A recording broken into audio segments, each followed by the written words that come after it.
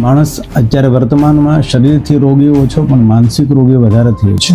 આ ધર્મમાં કોઈ ખંડન નથી. આ સનાતન ધર્મમાં દરેકને એકબીજાને જોડવાની વાત. શિવાલયમાં આપણે જે શિવજી તો નીચે બેઠા છે. એક તો પહેલી તો ઇંગ્લેન્ડ માટે હું વાત કરું તો લોકો લગભગ આ દેશની અંદર બારી દરવાજા બંધ કરીને વધારે બેસે છે. મહાદેવ જે છે એ કેમ ટાઈગર સ્કિન ઉપર સિંહાસન કરે છે? આ આપણા સોસાયટી સ્પેશિયલી યુવક જે છે એમના માટે એક રોંગ મેસેજ નથી દેતો? જે અઘોરી સાધુ હોય છે, જે અઘોર પંથની પરંપરામાં સંકળાયેલા હોય છે, જોવામાં આપણને બહુ ભયંકર લાગે, ડેન્જર લાગે, ડર લાગે. Namaste and welcome to The Conscious Mic. My name is Alpa Pandya.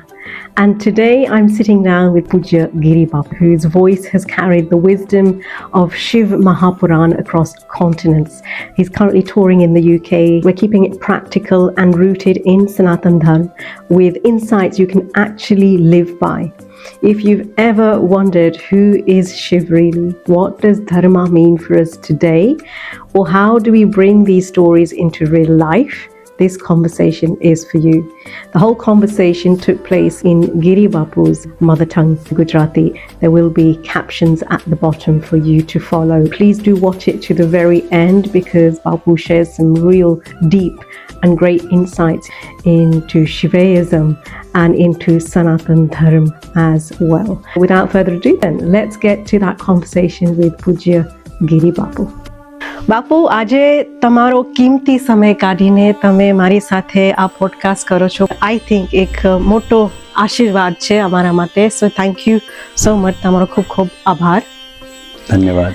ઓમ નમઃ શિવાય. ઓમ નમઃ શિવાય. તમે એક કથાવાચક છો, શિવ કથાકાર, અને શિવ મહાપુરાણની કથાનું પ્રવચન તમે કરો છો, અને અત્યારે યુકેની ટૂર તમારી ચાલી રહી છે.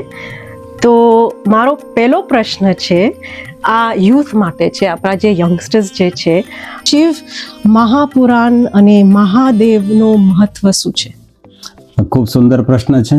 કથાના માધ્યમ દ્વારા તો આ બધા પ્રશ્નોનો ઉકેલ આપતા હોય, પણ વિશેષ પ્રકારે આપની સાથે સંવાદ કરવાનો એક આનંદ છે. આજના યુવકની અંદર ઘણા સદગુણો છે. આજનો યુવક ઘણો જાગૃત પણ છે અને ભણેલો પણ છે, અને આમ કહીએ તો બધી જ રીતે આજના યુવાન ભાઈઓ બહેનો સતર્ક પણ છે અને જાગૃત પણ છે. મહાદેવ માટે આપ મને પૂછી રહ્યા છો તો આપ સૌ જાણો છો તે રીતે મહાદેવ વિશ્વના દરેક દેવતાઓના ઈષ્ટદેવ છે.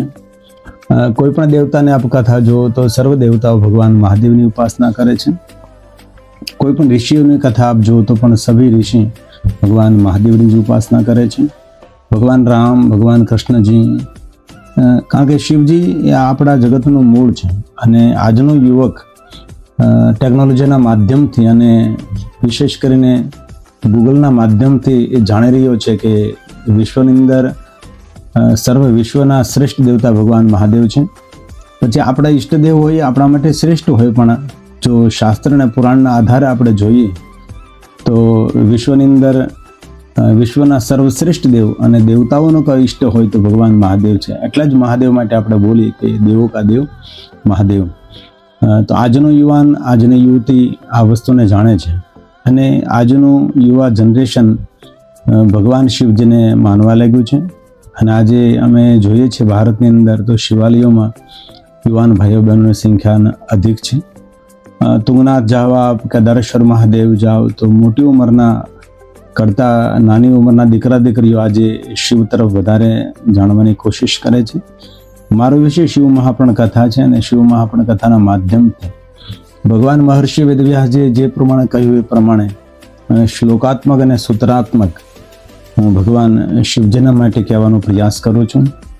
સમાજની અંદર જે શિવ પ્રત્યે થોડી ના સમજે છે, થોડો પ્રચાર એવો થયેલો, તેથી શિવજી માટે શ્લોકાત્મક વાતને એક સાકાર કરવા માટેનો મારો પ્રયાસ છે. અને યુવાન ભાઈઓ બહેનો માટે આજે હું બહુ જ ગૌરવ અનુભવું છું કે ભલે મંદિરમાં સંખ્યા તેની ઓછી હોય, વિદેશોની અંદર સત્સંગમાં પણ સંખ્યા ઓછી હોય, પણ આજના યુવાન ભાઈઓ બહેનો ધાર્મિક પણ છે, ધર્મનિષ્ઠ પણ છે, સત્કર્મી પણ છે, અને બહુ ડાયા છોકરાઓ છે આજે. અને કોઈ હોય જેને કુસંગ થઈ હોય એની વાત એક અલગ છે. બાકી આજે હું સમાજમાં દેશ દેશાંતરની અંદર ઘરની અંદર ફરું છું તો મને યુવાન ભાઈઓ બહેનોમાં સારું દેખાઈ રહ્યું છે.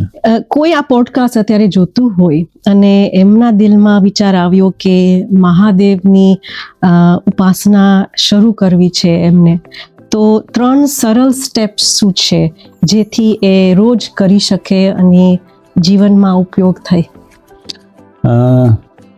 શિવ મહાપુરાણમાં સ્વયં શ્રી હરિ ભગવાન વિષ્ણુજીએ નારદને કહ્યું છે કે નારદજી, શિવ ભક્તિ કરવા માટે વિશેષ કોઈ આપનાથી કોઈ સાધના થઈ શકે વસ્તુ અલગ છે, બાકી સરળ કોઈ ઉપાય હોય તો ભાલમાં ભસ્મનું ત્રિપુંડ કરવું અથવા ભસ્મની બિંદી કરવી, રુદ્રાક્ષને ધારણ કરવું અને પંચાક્ષર મંત્ર નમઃ શિવાય મંત્રનો જાપ કરો. સદગુરુ પાસે જો મંત્ર દીક્ષાથી લીધો હોય તો તેને ઓમ નમઃ શિવાય મંત્રનો જાપ કરો. આપ નમઃ શિવાય મંત્રનો જાપ કરો છો કે ઓમ નમઃ શિવાય બોલો છો, બંનેની ફલશ્રુતિ સમાન છે. અને આ મંત્ર એટલો શ્રેષ્ઠ છે કે આ મંત્ર વિપરીત ફળ નથી આપતો, આ મંત્ર હંમેશા સુખદ ફળ આપે છે. તેથી વિશ્વના દરેક દેવી દેવતા, ઋષિ મુનિ, ભગવાન રામ કૃષ્ણ સૌ પંચાક્ષર મંત્રનો જાપ કરે, જેને મહામંત્ર કહેવામાં આવે છે. અને આ મંત્રમાં અદ્ભુત શક્તિ રહેલી છે. ભગવાન શિવજીમાં જેટલું સામર્થ્ય છે એટલું સામર્થ્ય આ મંત્રની અંદર ભગવાન મહાદેવે મૂકેલું છે. તો સરળ ઉપાય એક જ છે કે બસ ભાલમાં ભસ્મનું ત્રિપુંડ કરો, ભસ્મની બિંદી કરો, રુદ્રાક્ષને ધારણ કરો અને ઓમ નમઃ શિવાય મંત્રનો જાપ કરો. આ દરેક મનુષ્ય માત્ર માટે સરળ ઉપાય છે. એ ઉપાય ભગવાન વિષ્ણુજીએ નારદને દેખાડેલો છે શિવ મહાપુરાણ ગ્રંથના પ્રારંભમાં. બાપુ, તમે ઘણા શહેર દેશોમાં સફર કર્યો છે, ટ્રાવેલ કરો છો, અને અત્યારે તમારી યુકેની યાત્રા ચાલી રહી છે. કોઈ એવી સિટી અથવા તો એવી કોઈ જગા ભક્તિનો અનુભવ લઈને મનમાં તમને થયું કે અહીંયા આ જગામાં કથા કરવાનો બહુ જ આનંદ આવ્યો, એવી કોઈ જગા છે? આમ તો જ્યાં જઈએ ત્યાં જગ્યા કરતા લોકોને મારે જગાડવાનું વધારે કામ હોય છે. અને દરેક જ્યાં જઈએ ત્યાં હંમેશા આનંદનો માહોલ હોય છે, કારણ કે જ્યાં કથા હોય છે ત્યાં ભગવાનનો વાસ હોય છે. ભારત દેશના દરેક શહેરો, ભારત દેશના દરેક રાજ્યો, દેશાંતરની યાત્રા, પણ જ્યાં જઈએ ત્યાં મને સારું દેખાય છે. અને ઇંગ્લેન્ડની અંદર જો કહીએ તો 2 જગ્યાએ શ્રોતાઓની સંખ્યા વધારે હોય છે. એક તો જાણે લેસ્ટરમાં આપણા ગુજરાતી ભાઈઓ બહેનોની સંખ્યા વધારે, એટલે ત્યાં મોટા માહોલમાં ભગવાનની કથા થતી હોય. એક ફેમિલીની અંદર મોટા માહોલમાં કથા થતી હોય. બાકી તો કોવેન્ટ્રી છે, બ્રેડફોર્ડ છે, અન્ય શહેરોની અંદર આપણી સંખ્યા જ ઓછી હોય તો ઓછા ભાઈઓ બહેનો કથા સાંભળવા આવતા હોય છે, પણ આવે છે અને દરેક અને ભગવાનની કથા સાંભળે છે. અને કથાના માધ્યમથી લોકોને સારું માર્ગદર્શન મળે. આપણા શાસ્ત્રોક્ત શ્લોકોના આધારિત અને આધ્યાત્મિક મોટિવેશન, કે વ્યક્તિ આધ્યાત્મિક બને તો તેના જીવનમાં સુખ શાંતિ રહે, માનસિક પ્રસન્નતા રહે. અને માનસિક પ્રસન્નતા બહુ આવશ્યક છે. માણસ અત્યારે વર્તમાનમાં શરીરથી રોગી ઓછો પણ માનસિક રોગી વધારે થયો છે. તો આધ્યાત્મિકતાથી માણસ માનસિક પ્રફુલ્લિત રહે. તો આમ તો હું જ્યાં જાઉં ત્યાં મને દરેક જગ્યાએ આનંદનો માહોલ જ બતાય, કારણ કે સારું જ દેખાતું હોય છે. કારણ કે ભગવાન મહાદેવજી, વિષ્ણુ ભગવાને સુદર્શન ચક્ર આપ્યું છે. જો ભગવાન મહાદેવજી આપણને વરદાન આપે કે જ્યાં જોઈએ ત્યાં આપણને સારું જ દેખાય અને સારું જોવા મળે, સારું સાંભળવા મળે. તો સુદર્શન મતલબ સારું દર્શન, શ્રેષ્ઠ ચક્ર મતલબ ચારો તરફ. તો આપણી દ્રષ્ટિ એવી આપણી સૃષ્ટિ નિર્માણ થતી હોય છે. તો દરેક જગ્યાએ મારા માટે આનંદનો માહોલ હોય છે અને ભક્તિમય માહોલ હોય છે. અને અમે જ્યાં જતા હોય ત્યાં ભક્તિ માહોલ ન હોય તો પણ શિવકથાના માધ્યમથી ત્યાં ભક્તિનો માહોલ ઊભો થઈ જતો હોય છે. તો આપે કહ્યું તે પ્રમાણે દરેક સ્થાન મારા માટે શ્રેષ્ઠ છે. આપણે બોલતા ગુજરાતી કે સર્વ ધરતી ગોપાલ કી, આખી દુનિયામાં ભગવાન પરમાત્મા નિવાસ કરે છે. તો જ્યાં જઈએ ત્યાં પરમાત્માનો અહેસાસ, અનુભૂતિ આપણે કરવી જોઈએ. હવે શિવજીની થોડીક વાત કરે. શિવજીના ભક્ત છે તો શિવજીની વાત કરે. શિવજીના અનેક રૂપ છે: આદિયોગી, ભોલેનાથ, મહાકાલ, ગોપી રૂપ. એમને પણ ધારણ કર્યો હતો ગોપી રૂપ. રાધા રાણી અને કૃષ્ણની લીલા જે થઈ હતી એમને, આઈ થિંક મારું સમજવાનું એમ છે, એટલે ગોપી રૂપ ધારણ કર્યો હતો. તો આ બારામાં થોડી વાત કરશો, જ્યારે શિવજીએ ગોપી રૂપ ધારણ કર્યો હતો? ધન્યવાદ. ભગવાન શિવજીએ અનેક લીલાઓ કરે છે. ભગવાન શિવજીનું નામ એક છે લીલા વિશારદ. ભગવાન મહાદેવજી કોઈ પણ લીલા કરવામાં વિશારદ છે. લીલાધર જેમનું નામ છે. તો જેવી જેવી ભગવાને લીલા કરી તેવા તેવા ભગવાન મહાદેવજી રૂપ ધારણ કર્યા છે. મહાકાલની વાત કરી તો મહાકાલ આપણું એક જ્યોતિર્લિંગ પણ છે અને જેની દુનિયામાં કોઈ કાલની ગણના નથી. ત્યાં કોઈ ભૂતકાળ, ભવિષ્યકાળ, વર્તમાન, ત્યાં નિરંતરતા છે. જ્યાં સૂર્યનો ઉદય થાય છે, જ્યાં સૂર્યનો અસ્ત થાય છે, ત્યાં પ્રાતકાલ છે, સંધ્યાકાલ છે. ભગવાન શિવજીની દુનિયામાં તો કોઈ સૂર્યના પ્રકાશની આવશ્યકતા જ નથી. સ્વયં ભગવાન શિવ જ સૂર્ય છે, એમનો જ પ્રકાશ છે. તો જ્યાં રાત્રિ નથી, જ્યાં દિવસ નથી, તો ત્યાં મહિનો પણ નથી, ત્યાં વર્ષ પણ નથી, કોઈ યુગ પણ નથી ને કોઈ કલ્પ પણ નથી. જ્યાં ભગવાન શિવ નિવાસ કરે છે, નિરંતરતા છે. તો મહાકાલી આપણું જ્યોતિર્લિંગ છે, જ્યાં ભગવાન મહાદેવજી મહાકાલ સ્વરૂપે બિરાજે છે અને ત્યાં ભગવાન શિવજી પોતાના ભક્તોની રક્ષા કરે છે. તમે ગોપીની વાત કરી તો ભગવાન કૃષ્ણજીએ ગોપીઓ સાથે રાસ લીધા હતા અને એક સુંદર એક ભગવાનની લીલા છે કે ભગવાન સ્વયં મહાદેવજી પાર્વતીની સાથે ગોપી બનીને કૃષ્ણને રાસલીલામાં પધારે છે. અનેક વાર ભગવાન મહાદેવજી શ્રી કૃષ્ણ ભગવાનને મળવા માટે આવ્યા છે. જ્યારે બાળ લીલા ભગવાન કૃષ્ણજી કરતા હતા ત્યારે પણ ભગવાન જોગી બનીને આવ્યા હતા. ત્યારે જોગી બની, ક્યારે યોગી બની અને ક્યારે ગોપી બની. રામાવતારની અંદર ભગવાન જ્યોતિષી બની ગયા હતા. તો ભગવાન મહાદેવજીને વિષ્ણુ ભગવાનની લીલા અતિ પ્રિય છે અને જ્યારે જ્યારે વિષ્ણુ ભગવાન કોઈને કોઈ રૂપ લઈને ધરતી પર આવે છે ત્યારે મહાદેવજી સ્વયં એનું દર્શન કરવા અધિક પહોંચે છે અને ભગવાન શિવજીને વિષ્ણુ ભગવાનની લીલા અતિ પ્રિય છે. તો આ ભગવાન શિવજીના અનેક રૂપો છે, અનેક સ્વરૂપો છે. બ્રહ્માજી શિવ મહાપણા ગ્રંથમાં કહ્યું કે મહાદેવજી મને આપના દરેક રૂપો ગમે છે, પણ તેની અંદર જે ભગવાન મહાદેવજી તમે જગત માટે, વિશ્વ માટે ઝેર પીધું છે કાળકૂટ નામનું અને જગતની તમે રક્ષા કરી, એ નીલકંઠ રૂપ મને બહુ જ વાલો છે. અન્ય રૂપો પણ મને બહુ જ પ્રિય છે, પણ એમાંનું એક નીલકંઠ રૂપ છે, મારા દિલમાં વસી ગયેલું રૂપ છે. પોતાના નિજાનંદ આનંદ માટે તો અનેક લીલાઓ તમે કરી છે, પણ જે તમે કાળકૂટા નામનું વિષ પીધું છે, દેવતાઓનું સુખ આપ્યું છે અને તમે દુઃખને આમંત્રણ આપ્યું છે. બીજાના સુખ ખાતર આપ સ્વયં વિષ ગ્રહણ કરી રહ્યા છો. એ નીલકંઠ લીલા અને નીલકંઠ રૂપ મને અતિ પ્રિય છે.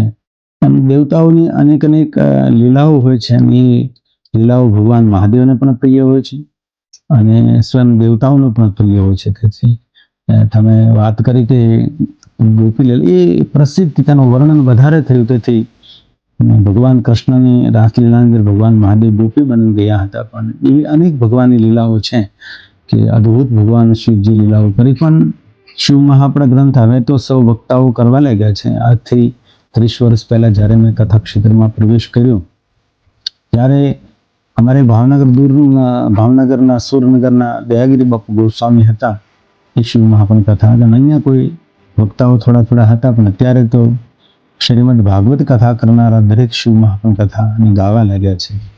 એમાં વિશેષ કોઈ વક્તા હોય જેને શિવ મહાપણ ગ્રંથનો ગહેરાઈથી અભ્યાસ કર્યો હોય, એ સુંદર શિવ મહાપણ કથા કરતા હોય છે. બાકી તો આટલી બધી સંતોષજનક શિવ મહાપણ કથા ન થતી હોય, પણ ઘણા વિદ્વાન વક્તાઓ સારી રીતે શિવ મહાપણ કથાનું વર્ણન કરતા હોય છે. પોતાને શ્રીમદ ભાગવતાચાર્ય કહેતા એ લોકો શિવ કથા કરવા લાગ્યા. પહેલા કોઈ નહીં કરતું હતું. અત્યારે ભગવાન શિવજીનો મહિમા સમાજની અંદર અધિક અને વધારે સંભળાવા લાગ્યો છે. અને આવતીકાલે જન્માષ્ટમી પણ છે, તો એમના વિશે તમે કંઈક કહેશો? જન્માષ્ટમી કૃષ્ણ ભક્તો માટે તો ઉત્સવ છે, પણ શિવ ભક્તો માટે કમ નથી ને. તેથી જન્માષ્ટમી આપણા સૌ માટે એક ઉત્સવ છે. નંદ ઘેરી આનંદ ભયો જય કનૈયા લાલ કી કાલ એક મંદિર દરેક જગ્યાએ કૃષ્ણ જન્મોત્સવ ઉજવવામાં આવશે અને માનવ જાત માટે ભગવાન દ્વારકાધીશ એક પ્રેરણા છે. અને ભગવાન કૃષ્ણજીએ કોઈ જાતિ, જ્ઞાતિ, વર્ણ ભેદની કોઈ વાત નથી કરી. માનવ જાતને ઉત્થાન માટે અને માનવ માત્રના કલ્યાણ માટેની વાત કરી છે. તેથી કોઈ પણ સંપ્રદાયમાં માણસ હોય, કોઈ પણ ધર્મને માનતો હોય, પણ શ્રીમદ ભાગવત ગીતા માનવ માટે એક બહુ મોટો આશીર્વાદ રૂપી ગ્રંથ છે અને દરેકે શ્રીમદ ભાગવત ગીતાનું ભણવું જોઈએ અને સાંભળવું જોઈએ. તેનું વ્યાખ્યાન સાંભળવા અનેક વક્તાઓ પણ શ્રીમદ ભાગવત ગીતા ઉપર બહુ સુંદર બોલી શકે છે. તો ભગવાન દ્વારકાધીશનો પ્રાગટ્ય મહોત્સવ જન્માષ્ટમી આવી રહી છે અને જન્માષ્ટમીનો ઉત્સવ દરેકે પોતાના ઘરની અંદર પણ ઉજવવો જોઈએ. એવું નહીં કે મંદિરમાં જઈને ઉજવવો, ઘરની અંદર નંદ ઉત્સવ થવો જોઈએ. એવી આપણે કલ્પના કે ઘરમાં ભગવાન દ્વારકાધીશ, ભગવાન કૃષ્ણ જેવા સંતાનો જન્મે, જે સૌનો ઉદ્ધાર કરે, સૌને સારું માર્ગદર્શન કરે અને સૌ માટે એક પ્રેરણારૂપ આપણું સંતાન બને. એવા આપણે પણ સંકલ્પ કરીએ કે આપણા ઘરની અંદર પણ ભગવાન રામ જેવા સંતાનો, ભગવાન દ્વારકાધીશ કૃષ્ણ જેવા સંતાનો, શ્રેષ્ઠ સંતાનો આપણા પરિવારની અંદર જન્મે. એવો આપણે પણ ભગવાનને પ્રાર્થના કરીએ કે ઘરમાં નંદ ઉત્સવ રહે, દરેક ઘરમાં આનંદ ઉત્સવ રહે. અને તમે જ્યારે સફર કરતા હો છો, ટ્રાવેલ કરતા હો છો દેશ વિદેશ, તો નિત્ય સાધના કેવી રીતે તમે કરો છો? તમારું મોર્નિંગ રૂટીન જે છે એ શું છે?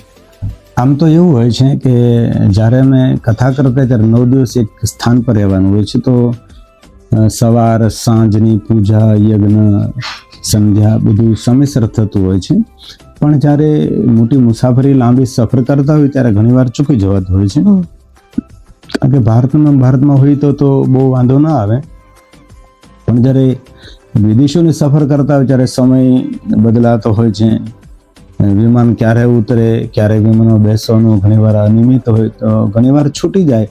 પણ આદિ જગતગુરુ શંકરાચાર્ય મહારાજે સુંદર એક માર્ગદર્શન કર્યું છે કે ક્યારેય તમારાથી પૂજા સંધ્યા છૂટી જાય તો માનસિક પૂજા કરી લેવી, મનથી ભગવાનની પૂજા કરી લે, મનથી સ્નાન કરી લે. જ્યારે સફર કરતા હોય ત્યારે માનસિક પૂજાની પ્રધાનતા છે, જે આદિ જગતગુરુ શંકરાચાર્ય મહારાજે દરેક ભક્તો માટે આ માર્ગદર્શન કર્યું છે. ક્યારે તમે પ્લેનમાં, ટ્રેનમાં સફર કરતા હો અને આપની પાસે કોઈ સુવિધા વ્યવસ્થા ન હોય તો મનથી ભગવાનની પૂજા કરી શકો છો. અને નામ સ્મરણ ઈશ્વરની શ્રેષ્ઠ ઉપાસના છે. તો દરેક માણસે હર પલ ભગવાનનું નામ લેવું જોઈએ.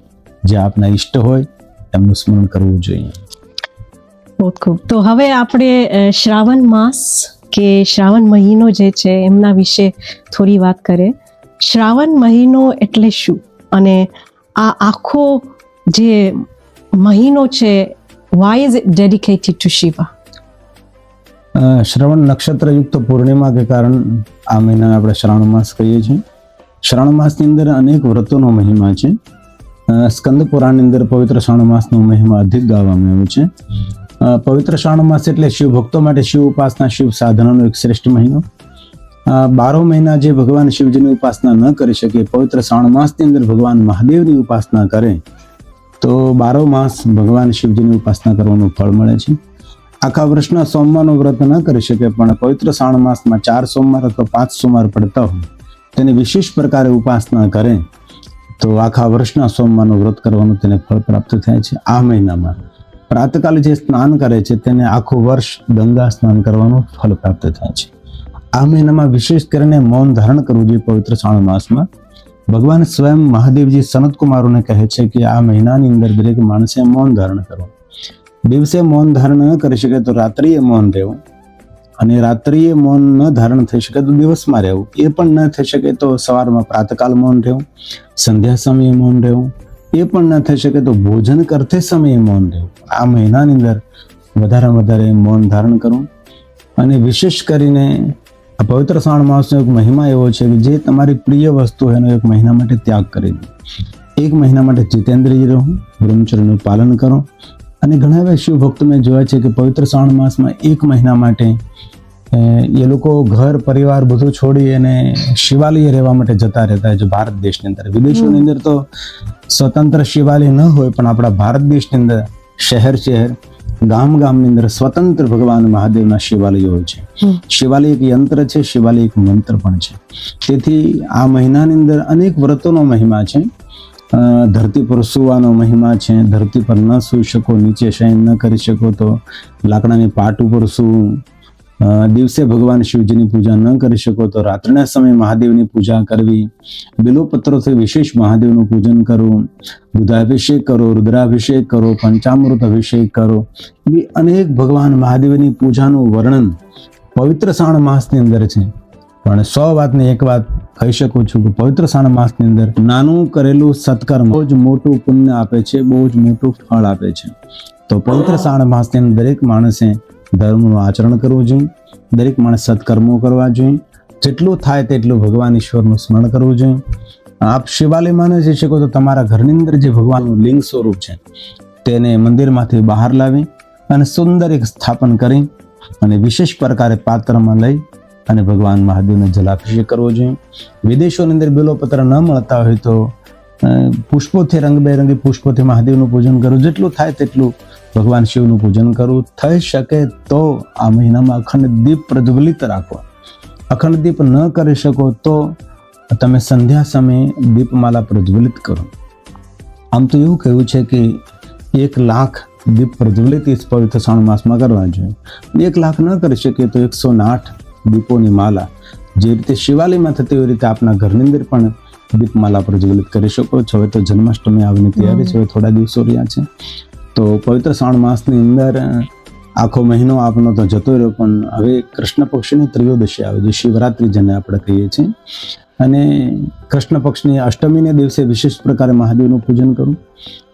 કૃષ્ણ પક્ષમાં ત્રયોદશી જે આવે છે તેને વિશેષ પ્રકારે મહાદેવની પૂજા કરવી. એમાં પ્રદોષ સમયે વિશેષ પ્રકારે મહાદેવનું પૂજન કરવું, કારણ કે કૃષ્ણ પક્ષની ત્રયોદશી અને કૃષ્ણ પક્ષની ચતુર્દશીનું મિલન થતું હોય. અનેક મતાંતર છે, પણ આપણે એ સમજીએ. એક સમયની અવધિ હોય છે ભારતના સમય પ્રમાણે, અને એ સમયે વિશેષ કરીને ભગવાન મહાદેવની આરાધના અને પૂજા કરવી તેને પ્રદોષ પૂજા કહેવાય. અને જો વાદળમાં, આકાશમાં વાદળ ન હોય તો કૃષ્ણ પક્ષની ચતુર્દશી અથવા ત્રયોદશીના દિવસે ચંદ્રની ઉપસ્થિતિમાં ભગવાન મહાદેવની પૂજા કરવી. જેવી રીતે આપણે શુક્લ પક્ષમાં 5, 5:30, 6, 6:30 વાગે આપણે બીજનું દર્શન કરીએ છીએ, એવી જ રીતે બીજનું દર્શન કૃષ્ણ પક્ષમાં સવારમાં થાય છે. શુક્લ પક્ષમાં સાંજે થાય છે બીજનું દર્શન, અને કૃષ્ણ પક્ષમાં સવારની અંદર બીજનું દર્શન થાય છે. અને ચંદ્રની ઉપસ્થિતિમાં ભગવાન મહાદેવની પૂજાનો મહિમા અધિક છે. અને ક્યારેય મહાશિવરાત્રિના દિવસે જો ચંદ્ર દર્શન થાય તો એ શુભ અને મંગલ છે. આ વર્ષે જે મહાશિવરાત્રિ ગઈ હતી ત્યારે સવારમાં દ્વિજ ચંદ્રનું દર્શન થયું હતું, બીજ ચંદ્રનું. એ બહુ શુભ ગણાય છે. અને ભગવાન શિવ એક એવા દેવ છે, દરેક મહિનો, દરેક તિથિ, દરેક મુહૂર્ત મહાદેવ માટે મંગલમય છે. કારણ કે ભગવાન શિવ સ્વયં કલ્યાણ સ્વરૂપ છે. એમનો નિજી સ્વભાવ છે સૌનું કલ્યાણ કરવું. પછી સુર હોય, અસુર હોય, સારો નરસો, કોઈ પણ હોય, ભગવાન શિવના શરણે જાય તેનું સર્વ રીતે મંગલ અને કલ્યાણ થાય. તો દરેક માણસે પોતાના હિત માટે, પોતાના કલ્યાણ માટે જેટલું થઈ શકે તેટલું મહાદેવનું સ્મરણ કરવું જોઈએ. અને તમે શિવરાત્રીની પૂજાની વાત કરી, તો શિવરાત્રીની પૂજા રાતે થાય ને? રાતે કેમ થાય? ભગવાન શિવજી એક જ્યોતિ સ્વરૂપ છે. અંધકારમાં પ્રકાશ મેળવવા માટે જ્યોતિ સ્વરૂપ ભગવાન શિવજીની રાત્રિની પૂજાનો મહિમા અધિક છે. એવું નથી કે રાત્રે જ પૂજા કરવી. સવારમાં પણ ભગવાન મહાદેવનું પ્રાતકાલે પૂજન કરો, મધ્યાહને પૂજન કરો, સંધ્યા સમયે પૂજન કરો. પ્રાતકાલે શિવ દ્રષ્ટા નિશય પાપે વિનશ્યતે આ જન્મ કૃતમ મધ્યાહને સાયાને સત્જન્માને. इसलिए तीनों समय भगवान शिवजीનું પૂજન, અર્ચન, દર્શન કરી શકો છો. પણ મહાશિવરાત્રિના દિવસે વિશેષ કરીને રાત્રિના 4 પ્રહરની પૂજાનો મહિમા છે. મહાશિવરાત્રિના દિવસે તો ખરો, પણ દરેક ત્રયોદશીના દિવસે પણ, જેને આપણે શિવરાત્રી કહીએ, 12 મહિને જે આવે છે તેને મહાશિવરાત્રી કહીએ, અને મહિને જે આવે છે કૃષ્ણ પક્ષમાં જેને આપણે ત્રયોદશી કરીએ એને શિવરાત્રી પણ કહેવાય. અને એ સમય પણ રાત્રે 4 પ્રહરની પૂજા કરવાની. અમે પણ જ્યારે નાના હતા ત્યારે, અત્યારે તો કથામાં વ્યવસ્થા હોવાને કારણે ઘણીવાર નથી થઈ શકતું, પણ પહેલા અમે હર મહિનાની ત્રયોદશી, હર મહિનાની શિવરાત્રીના દિવસે પૂરી રાત અલગ અલગ ભગવાન મહાદેવની પૂજા કરતા હતા. પુષ્પ પૂજા, ધારા પૂજા, ધાન્ય પૂજા, અનેક સ્તોત્રનો પાઠ માણસે કરવું જોઈએ રાત્રિમાં. એટલા માટે કે અંધકારમાં પ્રકાશ આપનાર કોઈ દેવતા હોય તો શિવ અમારા જ્યોતિ છે. તેથી આપણે 12 જ્યોતિર્લિંગ કહીએ છીએ. જ્યોતિ મતલબ પ્રકાશ, જ્યોતિ મતલબ અંજવાળું. અને ક્યારેય કોઈ જગ્યાએ શિવલિંગ તમને ન મળે, ઉપલબ્ધ ન હોય, તો જે આપણે ઊભો દીવો કરીએ છીએ, દીવાની જ્યોત છે, એ પણ ભગવાન શિવજીનું સ્વરૂપ છે. જેને જ્યોતિર્લિંગ, દીપલિંગ, અગ્નિલિંગ, જ્વાલાલિંગ, કોઈ પણ લિંગનું નામ આપી શકો છો. જે લિંગ પુરાણની અંદર, સ્કંદ પુરાણની અંદર અને ખાસ કરીને દક્ષિણ ભારતના ગ્રંથોની અંદર આનો ઉલ્લેખ અધિક છે. જેવી રીતે મહાશિવરાત્રિનો મહિમા છે, એવી રીતે આદ્ર નક્ષત્ર માક્ષર માસનો પણ ખૂબ મહિમા છે. 100 મહાશિવરાત્રિ સમાન ફળ આપનાર આદ્ર નક્ષત્ર માક્ષર માસ છે. કારણ કે એ સમયે ભગવાન શિવજી સ્વયં જ્યોતિ તરીકે પ્રગટ થયા હતા. જ્યોતિમાંથી જેમનું શિવલિંગ પ્રગટ થયું તેથી આપણે જ્યોતિમાંથી પ્રગટ થયેલા મહાદેવ, તેથી આપણે જ્યોતિર્લિંગ કહીએ છીએ કે એક દીપમાંથી લિંગનો પ્રાદુર્ભાવ થયો હતો, તેથી લિંગની આગળ આપણે જ્યોતિ લગાડીએ છીએ. Okay. તેથી મહાશિવરાત્રિના દિવસે વિશેષ પ્રકારે મહાદેવનું પૂજન રાત્રિના સમયે થઈ શકે તો કરવું જોઈએ, બાકી દિવસમાં કરો રાત્રિમાં કરવું સમાન ફળ આપનારું ભગવાન મહાદેવનું પૂજન છે. ઓકે, હવે આપણે સનાતન ધર્મ વિશે જરાક વાત કરીએ. જે લોકોને, અને ઘણા એવા લોકો છે, બોલિવૂડ સ્ટાર્સ પણ છે, જે આપણું ધર્મ, આપણા સ્ક્રિપ્ચર્સને મિથોલોજી સમજે છે, એટલે કે સાચું નથી, બનાવટી છે. તમને આ વિચારધારામાં અને લોકોને શું કહેવું છે? સનાતન ધર્મ, આપણા શાસ્ત્રો, સ્ક્રિપ્ચર્સ જે છે એ માઇથોલોજીકલ છે? ના, એવું નથી. સૌની માન્યતા અલગ હોય છે. આજે ભણેલો યુવાન આ બધું જાણવા લાગ્યો છે. આજના વિશ્વની અંદર જોઈએ તો વધારે સનાતન ધર્મ તરફ લોકો આકર્ષણ થઈ રહ્યા છે. પછી ભગવાન શિવજી હોય કે હરે કૃષ્ણ હરે રામ હોય કે ભગવાન સ્વામિનારાયણ હોય, આજે આપણા સનાતન પ્રત્યે લોકોનો આદર વધી રહ્યો છે. અને જો જેવા માણસો હોય છે કે સનાતનને ડીપમાં જાણતા નથી, આજે જે જન્મથી સનાતની નથી, હિન્દુ નથી, એવા લોકો પણ સનાતન પ્રત્યે આદર રાખે છે. અને આપણા ધર્મની જે ગહેરાઈ અને જે સમજણ છે, એવી સમજણ અન્ય પાસે હોઈ શકે નહીં હોઈ શકે, આપણે ન કહી શકીએ. પણ સનાતન ધર્મ શ્રેષ્ઠ છે, સર્વોપરી છે, આખા વિશ્વ માટે કલ્યાણકારી છે, અહિંસા પરમો ધર્મ છે. બીજાનું હિત કરવું, બીજાનું સારું કરવું એ આ ધર્મનો એક નિયમ છે. અને પરોપકારથી ભરેલો આ ધર્મ છે. આ ધર્મમાં કોઈ ખંડન નથી. આ સનાતન ધર્મમાં દરેકને એકબીજાને જોડવાની વાત છે. એટલો સનાતન ધર્મ મહાન છે, શ્રેષ્ઠ છે. થોડા જૂજ માણસો જે સનાતન વિશે એકદમ પૂરી ગહેરાઈથી જાણતા નથી, એ લોકો બોલતા હોય છે. બાકી આ જે ફિલ્મ સ્ટારો છે, સારા જે સમાજની અંદર જે પ્રસિદ્ધ માણસો હોય, મોટા ઉદ્યોગપતિ હોય, દરેક વ્યક્તિ આપણા સનાતન ધર્મ પ્રત્યે માન ધરાવે છે. અને આપણા ઋષિ મુનિઓની પરંપરા છે. અને જે સનાતન ધર્મ છે એના સ્થાપક ભગવાન સ્વયં શિવ છે. તેથી શિવજીનું એક નામ ઓમ શ્રી સનાતનાય નમઃ, મા ભવાની ઓમ શ્રી સનાતની નમઃ, શિવ અને શિવાની, શંકર અને શંકરી, મહેશ અને મહેશ્વરી, કાલી અને મહાકાલ. એ રીતે શિવ શક્તિની ઉપાસનાથી આપણો સનાતન ધર્મ છે. આપણા સનાતન ધર્મની વિશેષતા એ છે કે આ ધર્મની અંદર જેટલો પુરુષોને અધિકાર આપ્યો એટલો જ નારીને આપ્યો છે. અને નારીને અધિકાર આપવામાં આવ્યો. જ્યારે શિવાલયમાં આપણે જે શિવજી તો નીચે બેઠા છે, પણ પાર્વતીને સુંદર ઊંચો આસન આપ્યું છે. સનાતન ધર્મની વિશેષતા એ છે કે અહીંયા અમે નારી શરીરને આદર આપીએ છીએ અને સન્માન આપીએ છીએ. અને હર શક્તિનું આદર અને પૂજન કરનારો આ શ્રેષ્ઠ ઋષિ મુનિઓથી સ્થાપિત અને આ સનાતન ધર્મની વિશેષતા છે. તેથી સનાતન ધર્મની ગરિમા એક અધિક છે અને શ્રેષ્ઠ છે, અને શ્રેષ્ઠ છે અને શ્રેષ્ઠ રહેવાની જ છે. અને આજકાલ રિલેશનશિપ્સમાં બહુ જ આવી ગયું છે. કોઈ પણ સંબંધ હોય, મેરેજ હોય, ફ્રેન્ડશિપ હોય, ફેમિલી રિલેશનશિપ્સ હોય કે બોસ અને એમ્પ્લોયી હોય, કોલિગ્સ હોય, એમની વચ્ચે હાઈ સ્ટ્રેસ લેવલ્સ દેખાવામાં આવે છે. તો શિવ પાર્વતીની જે કથા છે એમાંથી શિક્ષણ દો, જેથી રિલેશનશિપનું એક લેસન આપણે શીખી શકે. શિવ મહાપુરાણ આધારિત સનાતન ધર્મના ગ્રંથો આધારિત કે કોઈ સાથે રિલેશનશિપ રાખવો પડે તેની વિવેક અને મર્યાદાનું ખૂબ જતન કરવું જોઈએ. પછી જેની સાથે આપણે કામ કરતા હોય, જે સાહેબની નીચે કામ કરી શકતા હોય, જે શેઠની નીચે કામ કરતા હોય, અથવા કુટુંબ પરિવારના કોઈ પણ રિલેશન હોય, એની સાથે વિવેક અને સન્માન ભરેલું આપણું જો વાણી વર્તન હોય તો દરેક સંબંધ એ દીપી ઉઠે છે. જ્યાં લક્ષ્મણ રેખાનું ઉલ્લંઘન કરવામાં આવે ત્યાં માતા જગદંબા સીતા પણ સુરક્ષિત નથી, તો આપણે કઈ રીતે સુરક્ષિત રહી શકીએ?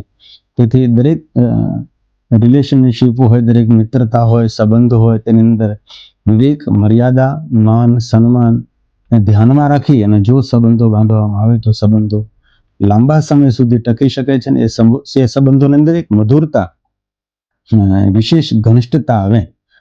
તો દરેક સાથે મિત્રતા હોય, દરેક સાથે રિલેશન રાખવા બહુ જરૂરી છે. દરેક સાથે સારા સંબંધો રાખવા જોઈએ. પણ માણસને ઓળખ્યા પછી દરેક સાથે સંબંધો રાખવા, કારણ કે ઘણીવાર કુસંગ જીવનમાં થઈ જાય, દુષ્ટો સાથે આપણો સંગ થઈ જાય તો ઘણીવાર આપણને મુશ્કેલીમાં મૂકી દે. એટલે માણસને ઓળખતા અને માણસને પારખતા આપણને આવડવું જોઈએ. રિલેશનશિપ ખરાબ નથી, દરેક વસ્તુ સારી જ હોય છે, પણ આપણે કેવી રીતે તેનું અનુસરણ કરીએ છીએ, કઈ દ્રષ્ટિથી તેને આપણે નિભાવીએ છીએ, એ આપણા સ્વયં ઉપર આધાર છે. બીજી વાત છે કે આજે લોકોમાં ચિંતા, overthinking, anxiety, ADHD, tension, panic attacks વધી રહ્યું છે. અને ફક્ત એડલ્ટ્સમાં નથી, આ તો નાના બાળકમાં 6-7 વર્ષનામાં સાંભળ્યું છે કે એન્ઝાયટી થઈ જાય છે, પેનિક અટેક્સ સાંભળવામાં આવે છે. તો એમને શાંત કરવા માટે શું ઉપાય છે? એન્ઝાયટીથી આજે સમાજને જોઈએ છે, લોકો એન્ઝાયટીનો બહુ શિકાર બની રહ્યા છે. હતાશા, નિરાશા, તણાવગ્રસ્ત જીવન. એક તો પહેલી તો ઇંગ્લેન્ડ માટે હું વાત કરું તો લોકો લગભગ આ દેશની અંદર બારી દરવાજા બંધ કરીને વધારે બેસે છે, કારણ કે પ્રાણવાયુનો ઓક્સિજન શરીરને ઓછો મળે એટલે માણસ હતાશ નિરાશ થવા લાગે. બીજું એ છે કે આ જે ખોરાક છે, શાકભાજી છે, તેમાં દવાનું પ્રમાણ વધારે હોય છે. પછી ફૂડ પેકેટ બધાય તેની અંદર અનેક કેમિકલો ભેળવવામાં આવતા, એ પણ માણસને અસર કરે છે. અહીંયા દેશની અંદર સૂર્યપ્રકાશ પણ ઓછો મળે, તેથી પણ ઘણા બધા કારણો હોય છે. બીજું કે આ દેશની અંદર માણસો ધરતીને સ્પર્શ નથી કરતા, કારણ કે પૃથ્વી માતાને સ્પર્શ કરવો જરૂરી છે. કારણ કે માણસ ઘરની અંદર તો ધરતીને સ્પર્શ કરી શકે, બહાર પણ માણસ પોતાના પગમાં પગરખાં, બૂટ, ચપ્પલ પહેરીને ફરતો હોય છે. ખુલ્લા પગે ક્યારેય ધરતીને સ્પર્શ નથી કરતો. એટલે ઘણા બધા કારણો હોય છે. પણ અત્યારે વર્તમાનમાં અમે જોઈએ છીએ કે વડીલોની અંદર, યુવાનોની અંદર, બાળકોની અંદર એન્ઝાયટી, હતાશા, નિરાશા, તણાવગ્રસ્ત જીવન બહુ જોવા મળે છે.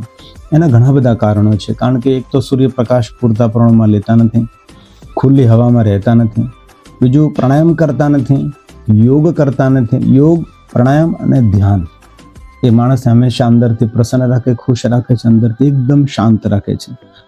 તો અમે કથાના માધ્યમથી લોકોને કહેતા રહીએ છીએ કે હજારો કામ છોડી તમે સવારમાં થોડો યોગ કરો, થોડા પ્રાણાયામ કરો, થોડો વ્યાયામ કરો, થોડું ધ્યાન કરો અને ઈશ્વરને થોડા સમર્પિત થવાનો પ્રયાસ કરો. જીવનની ઘણી બધી વાતો હોય છે, ઈશ્વર ઉપર ને સમય પર છોડવી પડે છે. ધૈર્ય વગર કાંઈ થતું નથી ને. ભગવાન સૂર્યનારાયણ ઉદય થાય તો ધીરે ધીરે સૂર્યનારાયણ બહાર આવે છે. એક દિવસમાં કાંઈ થતું નથી, એટલે જીવનમાં થોડું ધૈર્ય જરૂરી છે, થોડી જાગૃતિ જરૂરી છે. અને આજના માણસોમાં જોઈએ છે કે આજના માણસોને સંપત્તિ, સફળતા મેળવવા માટે પોતાના આરોગ્યને જોખમમાં મૂકી દે છે.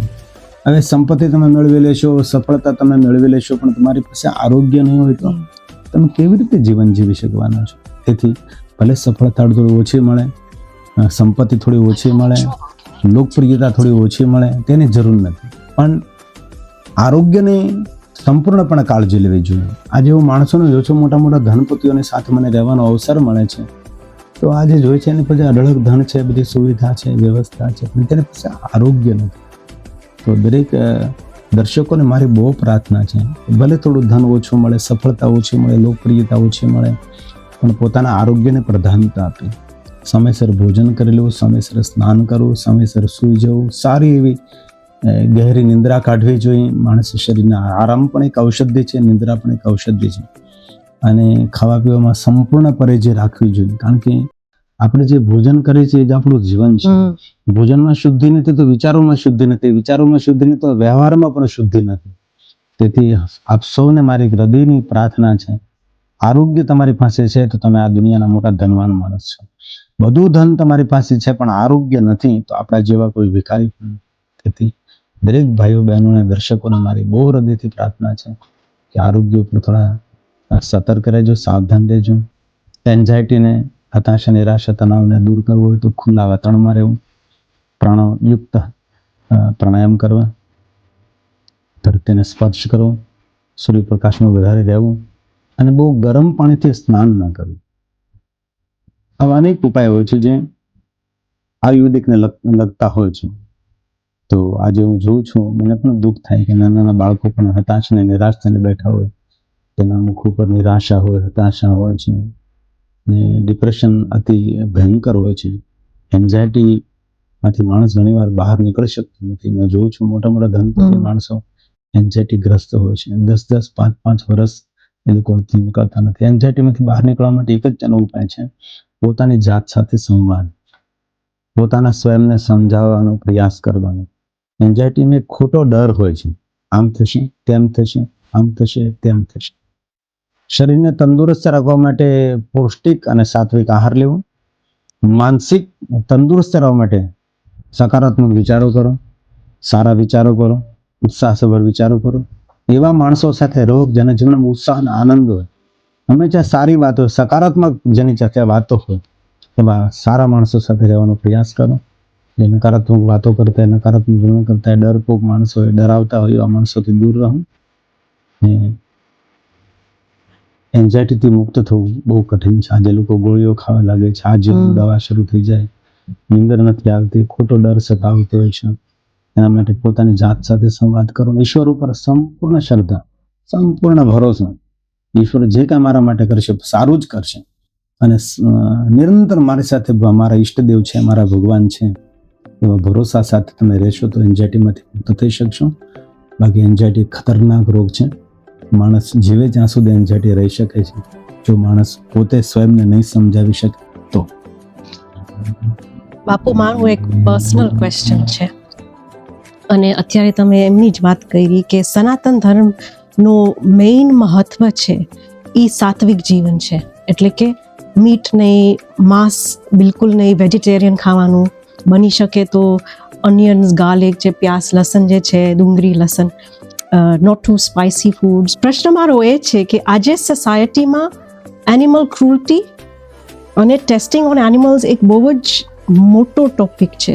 ઘણા વર્ષથી આ મોટો ટોપિક રહ્યો છે, આજની વાત નથી. પણ મારો પ્રશ્ન એ છે કે મહાદેવ જે છે એ કેમ ટાઈગર સ્કિન ઉપર સિંહાસન કરે છે, અને he is also seen as wearing tiger skin. આ આપણા સોસાયટી, એસ્પેશિયલી યુવક જે છે એમના માટે એક રોંગ મેસેજ નથી દેતો? ના, એને સમજવામાં એ લોકો ભૂલ કરે છે. ભગવાન શિવજી સિંહનું ચામડું પહેરે છે. ભગવાન વિષ્ણુ જ્યારે પ્રહલાદની રક્ષા માટે નૃસિંહ રૂપ ધારણ કર્યું હતું, ત્યારે ભગવાન શિવજીએ નૃસિંહ ભગવાનના ગર્વને દૂર કરવા માટે ભગવાન શિવજીએ એક શરભ અવતાર ધારણ કર્યો હતો. અને શરભ અવતાર ધારણ કરીને ભગવાન વિષ્ણુજીનો ગર્વ ઉતાર્યો હતો. અને વિષ્ણુ જે સિંહ રૂપમાં હતા, નૃસિંહ, એ સિંહનું ચામડું ભગવાન શિવજીએ સ્વયં વિષ્ણુના અંગમાંથી ઉતારી લીધું છે અને મૂળ રૂપમાં વિષ્ણુ ભગવાન પ્રગટ થયા હતા. એક બહુ મોટી કથા છે, જે નૃસિંહ ભગવાનની કથા છે, અને ભગવાન શિવજીનો એક શરભ અવતાર છે. એની બહુ સુંદર કથા છે. તો વિષ્ણુના નૃસિંહ અવતારને યાદ સ્વરૂપે ભગવાન સ્વયં મહાદેવજી સિંહનું ચામડું પહેરે પણ છે, અને સિંહ ચામડાનું આસન પણ બનાવે છે. ભગવાન શિવજીએ સિંહનો શિકાર નથી કર્યો, સિંહનું સન્માન કર્યું છે. ભગવાન સ્વયં મહાદેવજી હાથીનું ચામડું ધારણ કરે છે. તો ગજાસુર નામનું કોઈ અસુર હતો, જેને મહાદેવજી સાથે 10,000 વર્ષ સુધી યુદ્ધ કર્યું, અને યુદ્ધના પરિણામ સ્વરૂપે અંતે ગજાસુરનો અંત આવ્યો. અને ભગવાન સ્વયં મહાદેવે ગજાસુરને કહ્યું કે તારી યુદ્ધ કૌશલ્ય જોઈને હું પ્રસન્ન છું, અને તારા નામથી હું લિંગ રૂપેણે સતમહા અનુગ્રહે લોકાના ગજેશ્વર લિંગ સ્વરૂપે હું પ્રગટ થઈશ, અને તારું ચામડું મારા અંગ ઉપર તારી જીવન લીલાની યાદ સ્વરૂપે હું ધારણ કરીશ. તેથી ભગવાન શિવજી હાથીનું ચામડું પહેરે છે. નૃસિંહ ભગવાનની અવતારની યાદ સ્વરૂપ ભગવાન શિવજી સિંહનું ચામડું ધારણ કરે છે. અને મહાશિવરાત્રિની કથા, જે હરણોએ જે પોતાના જીવનનું સમર્પણ કર્યું હતું એક ભીલના ભોજન માટે, ને પૂરી રાત્રિ એમને ભગવાન શિવજીનું સાનિધ્ય સેવ્યું હતું રુદ્ર નામના ભીલે. અને મહાશિવરાત્રિની કથાની સાથે જોડતી એ હરણનું ચામડું ભગવાન શિવજી પહેરે છે, મૃગ ચર્મ જેને કહી. તો એ મહાશિવરાત્રિની કથા છે જોડાયેલું છે. જે લોકોને આપણા શાસ્ત્રોની ડીપમાં ખબર નથી, એ લોકો આવા બધા વિવાદ કરતા હોય છે, તુક્કા ઉભા કરતા હોય છે. અને કોઈ પણ આપણા શાસ્ત્રોની અંદર દરેક પ્રશ્નનો ઉકેલ હોય છે, પણ તેના ઉકેલને શોધવા માટે શાસ્ત્ર અધ્યયન જરૂર છે, વાંચન જરૂર છે, અને વિદ્વાનો સાથે વાર્તાલાપ કરવો જરૂર છે. કોઈ ઘણા એવા પ્રશ્નો કે આપણે ન સમજી શકીએ તો પ્રકાંડ વિદ્વાનો હોય, જેને પુરાણો ઉપર PhD કર્યું હોય છે, જેને વિદ્વત્તા મેળવી હોય છે, જે પાઠશાળામાં ભણ્યા હોય છે, જેને પોતાનું જીવન આપણા ધર્મગ્રંથોને વાંચવાની અંદર ને ધર્મગ્રંથોને સમજવાની અંદર વિતાય હોય, એવા અનેક વિદ્વાનો છે, પ્રકાંડ વિદ્વાનો હોય છે, જેને આપણા ગ્રંથો ઉપર PhD કરેલા વિદ્વાનો હોય છે. એને આવા કોઈ પણ પ્રશ્ન પૂછીએ તો દ્રષ્ટાંત સાથે અને આધાર સાથે પ્રશ્નનો ઉકેલ એ આપણા વિદ્વાનો આપી શકે છે. તેથી એવું કોઈ માન્યતા નથી કે સિંહનું ચામડું, હાથીનું ચામડું કે મૃગ ચર્મ એક સંદેશ છે. એમ તો ભગવાન શિવજી ગળામાં સર્પ પહેરે છે. મારો નેક્સ્ટ કોઈ પ્રશ્ન એ જ હતો કે વાસુકી એના ગળામાં વાસ કરે છે, તો એમનું મહત્વ શું છે? પૂરે નાગકુળની ભગવાને રક્ષા કરી હતી. ત્યાં કે એક સમય એવો હતો કે પૂરા નાગકુળની હત્યા થવા લાગી હતી, નાગકન્યાઓને લૂંટવામાં આવી હતી. પછી પ્રધાન જે નાગ હતા એ બધા મહાદેવની પાસે ગયા કે અમારા કુળની રક્ષા કરો. ભગવાન સ્વયં પૂરા નાગકુળની રક્ષા કરી છે. અને ભગવાન મહાદેવે કહ્યું જેટલા તમે જીવિત રહ્યા છો એટલા બધા જ મારા અંગ ઉપર તમે સ્થાન લેવા મળો, એટલે જેટલા મારા શરણે મારા સાનિધ્યમાં છે એ બધાની રક્ષા થશે. તેથી પૂરા નાગકુળની રક્ષા ભગવાન મહાદેવે કરી છે. અને નાગોની રક્ષા માટે ભગવાને પોતાના અંગ ઉપર સર્પોને ધારણ કર્યા છે. વાસુકે કંઠ ભૂષણમ, પન્નગ ભૂષણમ, પ્રધાન નાગ બધા જ ભગવાન શિવને શરણે ગયા. અને નાગકુળમાં નિર્ણય લેવાનો કે તમે અમારા કુળની રક્ષા કરી છે, તેથી અમારા કુળની અંદર નાગેશ્વર જ્યોતિર્લિંગ તરીકે તમારી અમે પૂજા કરશું. તેથી ભગવાન શિવજી નાગકુળની રક્ષા માટે અંગ ઉપર નાગને ધારણ કર્યા છે. વર્તમાન વિજ્ઞાનીઓએ જાહેર કર્યું છે કે આ ધરતી પર જો સર્પ નહીં રહે તો માનવ જાત પણ જીવિત નહીં રહે. એટલે માનવ જાતને જીવિત રાખવા માટે સર્પોને જીવિત રાખવા જરૂરી છે. ત્યારબાદ ભારત દેશની અંદર સર્પને મારવું એ ગુનો બને છે. તેથી સર્પની ભગવાને રક્ષા કરીને આપણી સનાતન પરંપરાની અંદર પહેલેથી આપણે નાગપંચમીના દિવસે નાગ દેવતાની પૂજા કરી છે. અને કાલે જ નાગપંચમી હતી અને આજે રાંઝણછડ છે, કાલે સાતમ છે અને પછી જન્માષ્ટમી આ રીતે છે. તો નાગ કુળની રક્ષા માટે નાગ માનવ જીવનનો એક પર્યાય છે. અઘોર એટલે શું અને કેમ અઘોરી જે છે એ લોકો કાળી રુદ્રાક્ષ પહેરે છે? અઘોર સાધના છે. ઓમ શ્રી અઘોરાય નમઃ. એવા અનેક મહાત્માઓ, કારણ કે ભગવાન શિવ એક એવા દેવ છે કે દરેક દ્રષ્ટિએ તમે તેની સાધના ઉપાસના કરી શકો છો. સાત્વિક સાધના હોય, તામસી સાધના હોય, રાજસી સાધના હોય, પછી અઘોર સાધનાની એક બહુ મોટી પ્રણાલી છે. એવા અનેક મહાત્માઓ છે અઘોર સાધના કરે છે. અને એક મંત્ર વિજ્ઞાન છે, એક તંત્ર વિજ્ઞાન છે. તેથી આ ગહેરાઈથી સમજવા માટે જે અઘોરી સાધુ હોય છે, જે અઘોર પંથની પરંપરામાં સંકળાયેલા હોય છે, એની એક જીવનશૈલી અલગ હોય છે, એની વિચારસરણી અલગ હોય છે, પણ એ લોકો બહુ પરોપકારી હોય છે, બીજાનું હિત કરનારા હોય છે. ભલે જોવામાં આપણને બહુ ભયંકર લાગે, ડેન્જર લાગે, ડર લાગે, પણ કોઈ દયાળુ પણ હોય છે અને દરેકના દુઃખોને દૂર કરનારા હોય છે. એક ભગવાન શિવજીનો એક અવતાર પણ છે જેને અઘોર અવતાર કહેવાય છે. મંત્ર પણ છે અઘોરાય નમઃ, અઘોર કરાય નમઃ, અઘોર કરાય નમઃ. પૂરો ભગવાન શિવજીનો મંત્ર છે. તો ભગવાન મહાદેવની વિવિધ પ્રકારે સાધના થાય છે. તો તંત્ર વિદ્યા, મંત્ર વિદ્યા, અઘોર વિદ્યા, અનેક વિદ્યા ભગવાન મહાદેવની છે. તો આના માટે જે અઘોર પંથના નિષ્ણાંત જે સાધુ હોય છે એની પાસેથી વિશેષ આપણને એની જાણકારીની માહિતી મળી શકે છે. અચ્છા, છેલ્લી એક વાત, જે કોઈ વ્યક્તિ આજે દુઃખી છે, મનમાં ને મનમાં સ્ટ્રગલ કરી રહ્યા છે, એક આશીર્વાદ એમના માટે, જેથી એમને એક ફિલિંગ આવે કે આ દુઃખ જે છે એમનું હલકું થઈ જાય, એવું કોઈ મેસેજ, આશીર્વાદ આપી શકો છો? આપણા ધર્મગ્રંથો એમ કહે છે કે જીવનમાં જે કંઈ અનુભૂતિ છે, સુખ દુઃખ, માન અપમાન, યશ કીર્તિ, જો કોઈ છે, એ બધું જ આપણા કર્મોનું ફળ હોય છે. આપણે કેટલા જન્મોના કર્મો છોડીને આવ્યા હોય આપણને ખબર નથી.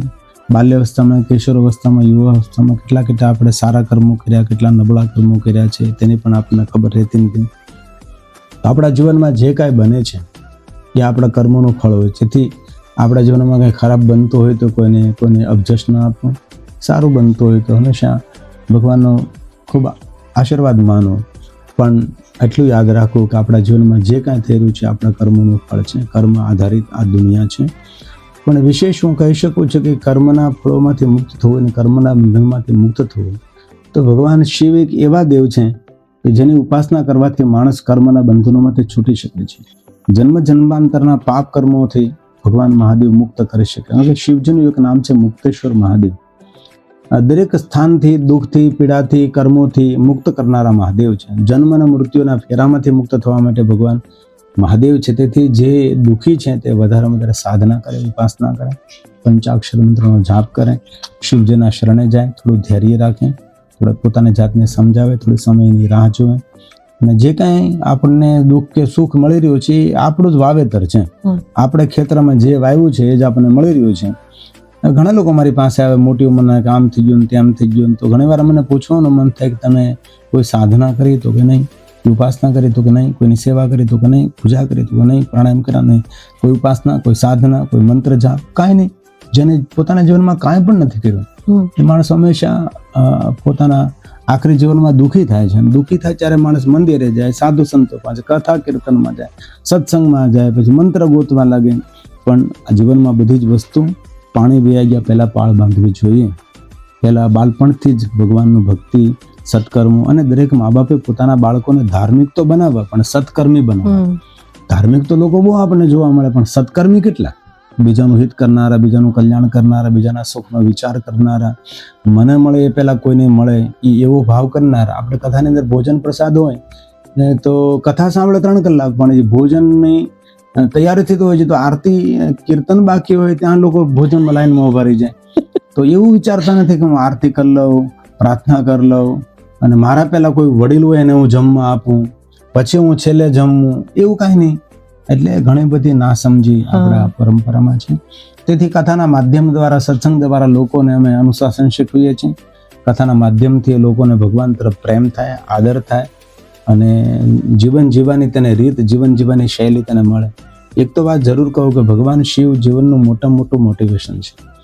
શીખવા જેવું જો હોય તો ભગવાન મહાદેવ પાસેથી બહુ શીખવા જેવું, પણ લોકો નહીં શીખવાનું શીખ્યા છે. ગાંજો પીતા શીખ્યા, ધતુરો પીતા શીખ્યા, વેચની બેના ભગવાન એવું ને. મહાદેવજી એક બહુ શ્રેષ્ઠ દેવતા છે ને ભગવાન શિવજી ઉદારમાં ઉદાર દેવતા છે, કૃપા સિંધુ છે. ભગવાન શિવજી એટલા બધા આપણી ભૂલોને ક્ષમા કરનારા દેવ છે જેનું નામ ક્ષમા સિંધુ છે. અકારણ કરુણા કરનારા ભગવાન મહાદેવ છે. તેથી એક હૃદયથી વાત કરું કે જે શિવના શરણે જાય તેનો બેડો પાર થાય. વાહ રે વાહ. બાપુ, હવે આ પોડકાસ્ટ જે છે એમને વિરામ આપી દઈએ, અને તમારો ખૂબ ખૂબ આભાર હું માંગુ છું. Thank you so much. તમે મને કેટલો તમારો સમય દીધો, તો એમના માટે આભાર. ઓમ નમઃ શિવાય. અને ફાઇનલ મેસેજ અમારા જે વ્યુઅર્સ જે છે તમને કાંઈ પણ કહેવું હોય. દર્શક મિત્રોને મારા હૃદયથી પ્રણામ, ખૂબ પ્રણામ કરું છું.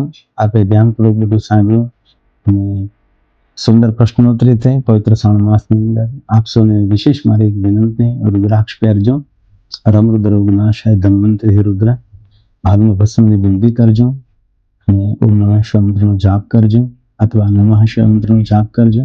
તમારા ઘરમાં નાનકડું દેવસ્થાન હોય, શિવાલય હોય, નાનું મંદિર હોય તો ત્યાં થોડી વાર માટે બેસીને મંત્ર જાપ કરજો, પ્રાણાયામ કરજો, વ્યાયામ કરજો, સાત્વિક ભોજન કરજો.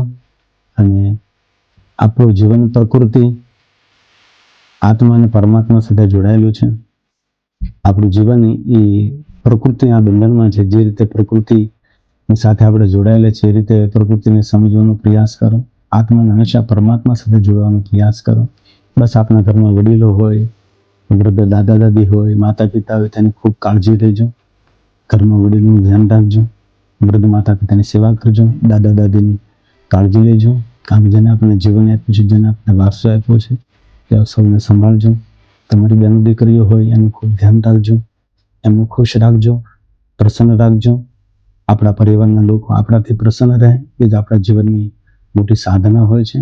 તેથી ખાસ કરીને મારી વિનંતી આપશો ભાઈઓ બહેનોને કે ઘરમાં વડીલો હોય તો તેને ખૂબ આદર આપજો, એની સાથે બેસીને થોડી વાતો કરજો, એમને એકલાપણાનો અનુભવ ન થાય તેવી કાળજી રાખજો. માતા પિતાથી સેવાથી કોઈ મોટું પુણ્ય નથી, દાદા દાદીની સેવાથી કોઈ મોટું પુણ્ય નથી. તેને સમયસર ભોજન મળે, તેને સમયસર તેની કાળજી લઈએ, બસ એ જ આપ સૌને વિનંતી. આપણા ઘરના વડીલો ઉપર જો મુસ્કરાટ છે ને આપણા ઘરના વડીલો અને આપણી બેન દીકરીઓ આપણાથી પ્રસન્ન છે તો સમજો સ્વયં ભગવાન તમારા પર વરસાદ વરસાવે છે. દર્શક મિત્રોને મારા હૃદયથી પ્રણામ, આપ સૌને મારા હૃદયથી ઓમ નમઃ શિવાય. નજીકમાં કોઈ જગ્યાએ શિવ કથા હોય જરૂર આપ મહાદેવની કથા સાંભળવા માટે પધારજો તેવી પ્રાર્થના સાથે આપ સૌ પર મહાદેવના આશીર્વાદ રહે. આપણા જીવનમાં સુખ શાંતિ રહે, આરોગ્ય રહે, પ્રસન્નતા રહે, આપના હૃદયમાં મહાદેવ પ્રત્યે ભક્તિ રહે અને સ્વયં શિવજીના આશીર્વાદ રહે. એ શુભ પ્રાર્થના સાથે આપ સૌ દર્શક મિત્રોને હું ગિરી બાપુ પ્રણામ કરું છું. ઓમ નમઃ શિવાય. ઓમ નમો નારાયણ. ભારત માતા કી જય. ઓમ નમઃ શિવાય. ઓમ નમઃ શિવાય. નમઃ શિવાય.